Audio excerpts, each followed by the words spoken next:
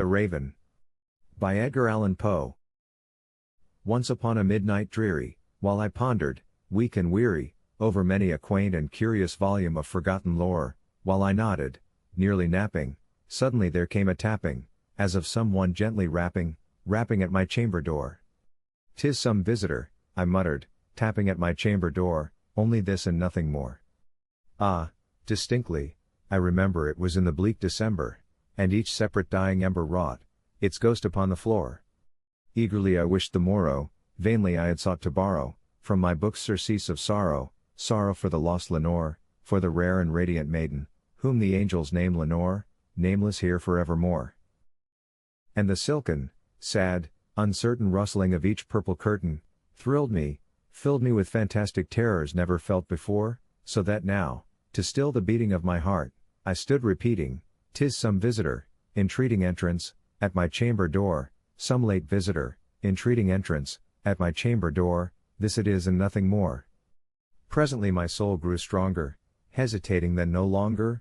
"Sir," said I, "or madam, truly your forgiveness I implore, but the fact is I was napping, and so gently you came rapping, and so faintly you came tapping at my chamber door, that I scarce was sure I heard you.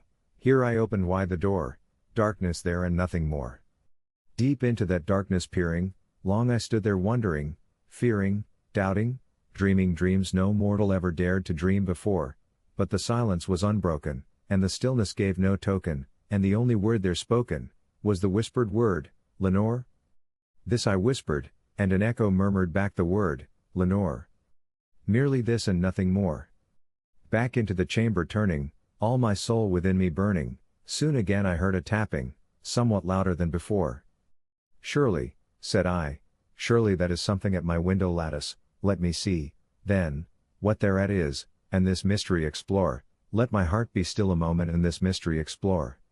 'Tis the wind and nothing more." Open here I flung the shutter, when, with many a flirt and flutter, in there stepped a stately raven of the saintly days of yore, not the least obeisance made he, not a minute stopped or stayed he, but, with mien of lord or lady, perched above my chamber door, perched upon a bust of Pallas just above my chamber door, perched, and sat, and nothing more.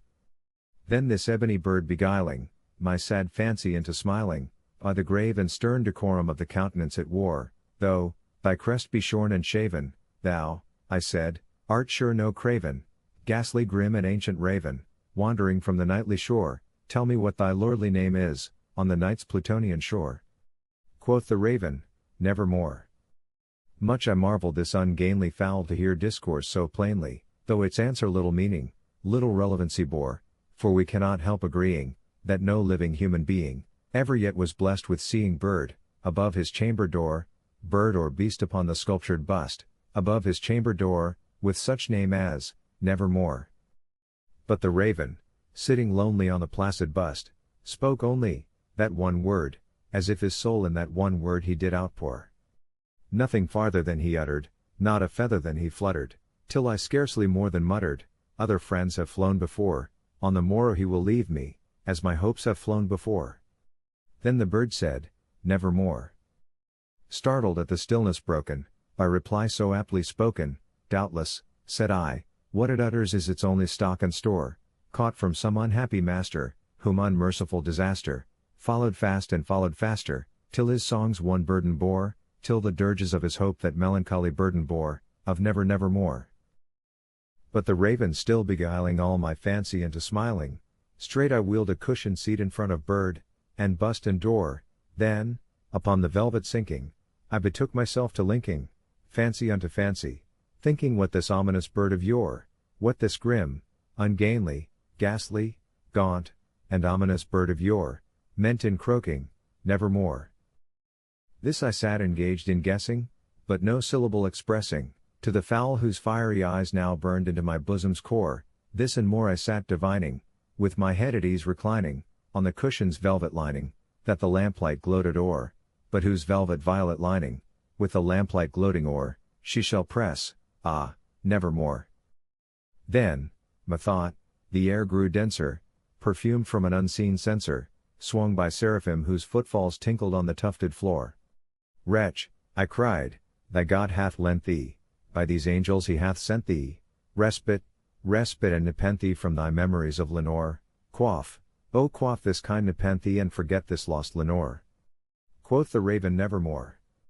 Prophet, said I, thing of evil. Prophet still, if bird or devil.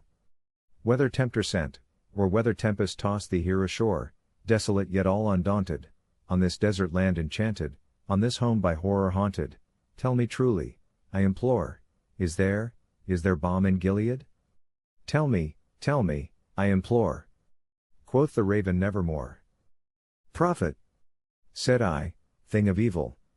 Prophet still, if bird or devil. By that heaven that bends above us, by that God we both adore, tell this soul with sorrow laden if, within the distant Aidenn, it shall clasp a sainted maiden, whom the angels name Lenore, clasp a rare and radiant maiden, whom the angels name Lenore. Quoth the raven Nevermore. Be that word our sign of parting, bird or fiend. I shrieked, upstarting, get thee back into the tempest and the night's Plutonian shore. Leave no black plume as a token, of that lie thy soul hath spoken. Leave my loneliness unbroken. Quit the bust above my door. Take thy beak from out my heart, and take thy form from off my door. Quoth the raven Nevermore.